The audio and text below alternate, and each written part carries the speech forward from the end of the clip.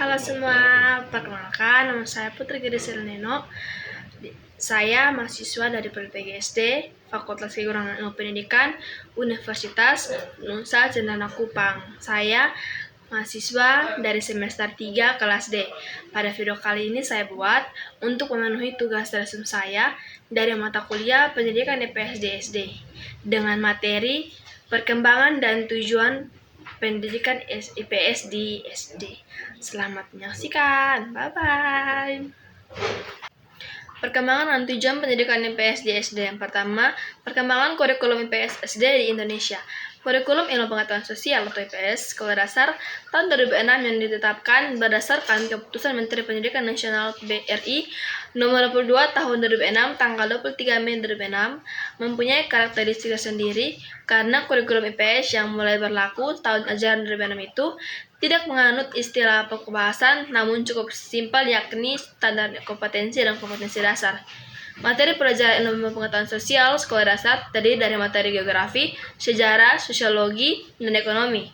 Materi IPS SD tidak tampak secara nyata, namun tertata secara terpadu dalam standar kompetensi yang dimulai sejak kelas 1 sampai kelas 3 yang dilaksanakan melalui pendekatan tematik, sedangkan pada kelas 4 sampai kelas 6 dilaksanakan melalui pendekatan bidang studi.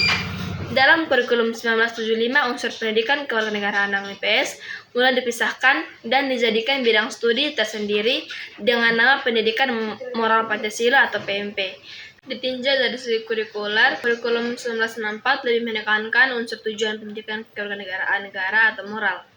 Unsur tersebut dalam kurikulum 1975, 1986, dan 1998 terwadahi dalam bidang studi PMP atau PIPS. Kemudian dalam kurikulum 2013, pembelajaran IPS diintegrasikan pada kompetensi dasar, disiplin ilmu lain yang dihubungkan melalui keterikatan topik atau makna. Pembelajaran IPS di SD MI dalam kurikulum 2013 bersifat tematik, integratif. Yang kedua, tujuan pendidikan IPS di SD.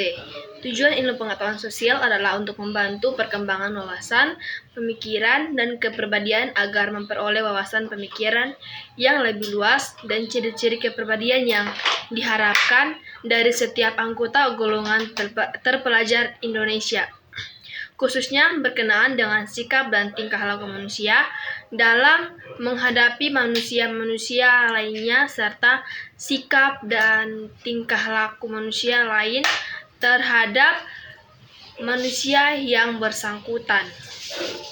Mata pelajaran IPS bertujuan agar peserta didik memiliki kemampuan yang pertama, mengenal konsep-konsep yang berkaitan dengan kehidupan masyarakat dan juga lingkungannya. Yang kedua itu memiliki kemampuan dasar untuk berpikir logis dan kritis, rasa ingin tahu, inquiry, memecahkan masalah, dan keterampilan dalam kehidupan sosial. Yang ketiga, memiliki komitmen dan kesadaran terhadap nilai-nilai sosial dan kemanusiaan dan memiliki kemampuan berkomunikasi, bekerja sama, dan berkompetisi dalam masyarakat yang majemuk di tingkat lokal, nasional, dan juga global. Selain itu, kurikulum 2013 untuk tingkat SD ini menyatakan bahwa pengetahuan sosial dalam kurikulum 2013 ini bertujuan untuk yang pertama mengajarkan konsep-konsep dasar sosiologi, geografi, ekonomi, sejarah, dan kewarganegaraan, pedagogis, dan psikologis. Yang kedua, mengembangkan kemampuan berpikir kritis dan kreatif, inquiry, memecahkan masalah, dan keterampilan sosial. Dan yang ketiga, membangun komitmen dan kesadaran terhadap nilai-nilai sosial dan kemanusiaan.